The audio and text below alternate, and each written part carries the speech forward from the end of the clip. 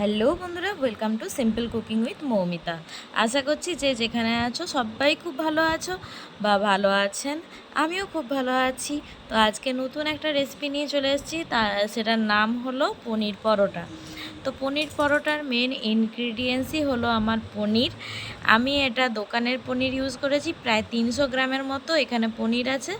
তো পনিরটা আমি গ্রেট করে নেব ভেবেছিলাম প্রথমে, তো তারপর দেখলাম পনিরটা ভেঙে ভেঙে যাচ্ছে। তো তখন আমি কি করলাম, পনিরটাকে হাতে করেই ম্যাশ করে দিলাম। এরপর আমি এখানে হাতে করে ম্যাশ করে নেবার আগে আমি কিছু কেটে নিয়েছিলাম সবজি।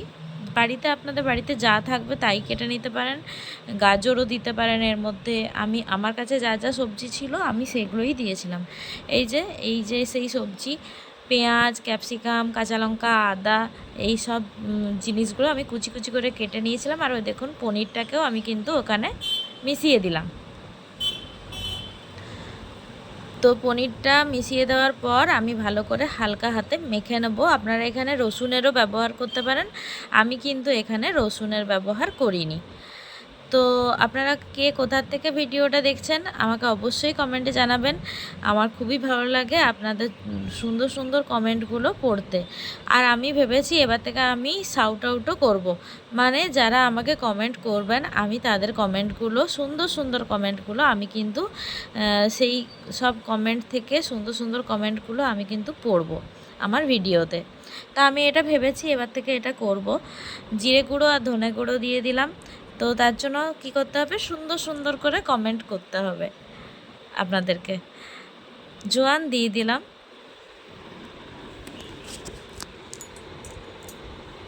এরপর লবণ দিয়ে দিলাম, আর একটা লেবুর হাফ করে কেটে সেটাও দিয়ে দিলাম, পাতি লেবু।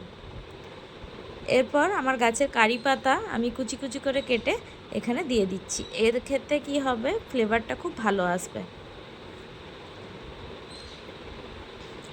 হলুদ দিয়ে দিলাম। এবার ভালো করে মেখে নেব। আর আমার ভিডিওগুলি যদি ভালো লাগে তো অবশ্যই লাইক, কমেন্ট, শেয়ার, সাবস্ক্রাইব করে দেবেন। আর পাশে থাকা বেল আইকনটি অল করে দিলে আমার ভিডিওর প্রত্যেকটি নোটিফিকেশান সবার প্রথমে আপনাদের কাছে পৌঁছে যাবে।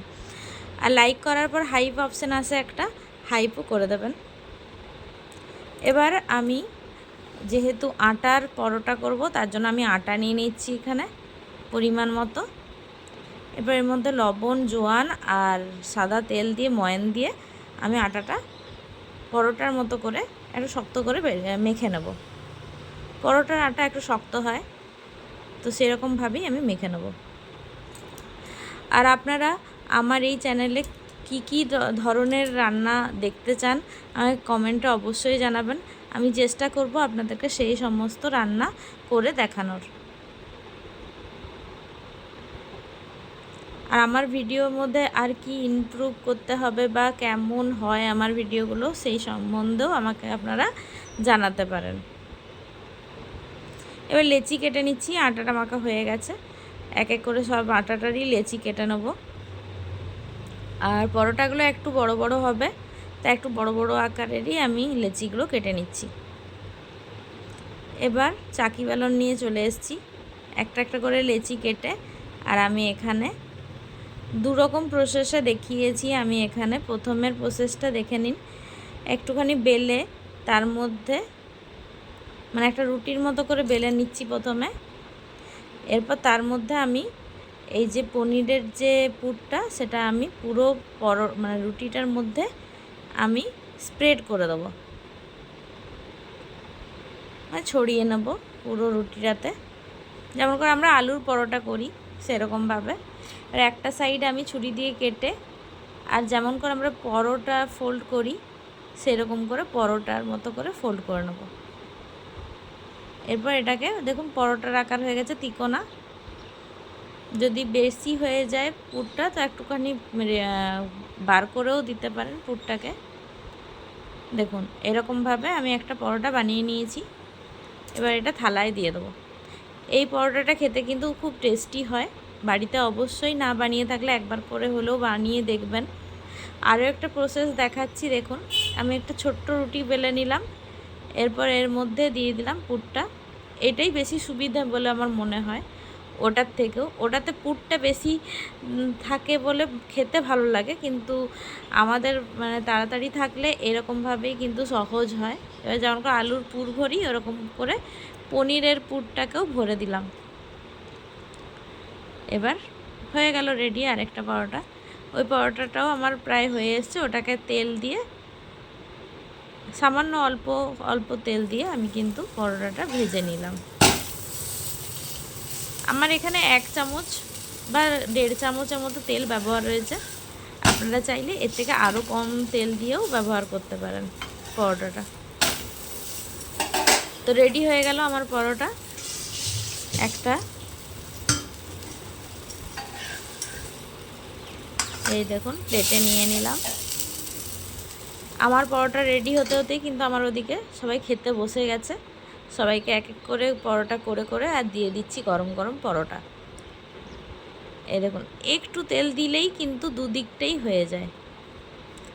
এরকমভাবে এপিট ওপিট করে আমি পরোটাটা বানিয়ে ফেলেছি। তো পনিরের পরোটা কে কে খেতে ভালোবাসেন অবশ্যই জানাবেন। এটার সঙ্গে আপনারা আরও তরকারি করতে পারেন, আলুর তরকারি। আমি শুধু পরোটাই করেছিলাম আর সস দিয়ে সবাই খেয়েছিলাম। খেতে দারুণ লাগে এটা। অবশ্যই বাড়িতে বানিয়ে দেখবেন পনিরের এই পরোটা। নিরামিষ দিনেও বানাতে পারেন, সেদিন গাজর দিতে পারেন ওই পেঁয়াজের পরিবর্তে, তাহলেও কিন্তু খুব ভালো লাগবে।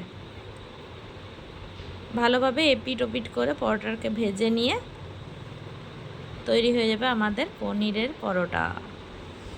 তো আজকের এই পনিরের পরোটা কেমন লাগলো আমাকে অবশ্যই কিন্তু কমেন্টে জানাবেন। ভালো লাগলে লাইক, কমেন্ট, শেয়ার, সাবস্ক্রাইব করতে ভুলবেন না। আজকের মতো এখানেই শেষ করলাম। টাটা। ভালো থাকবেন, সুস্থ থাকবেন, ভালো খান, ভালো খাওয়ান, সবাইকে আমার পাশে থাকবেন। আজকের মতো এখানেই শেষ করলাম। টাটা।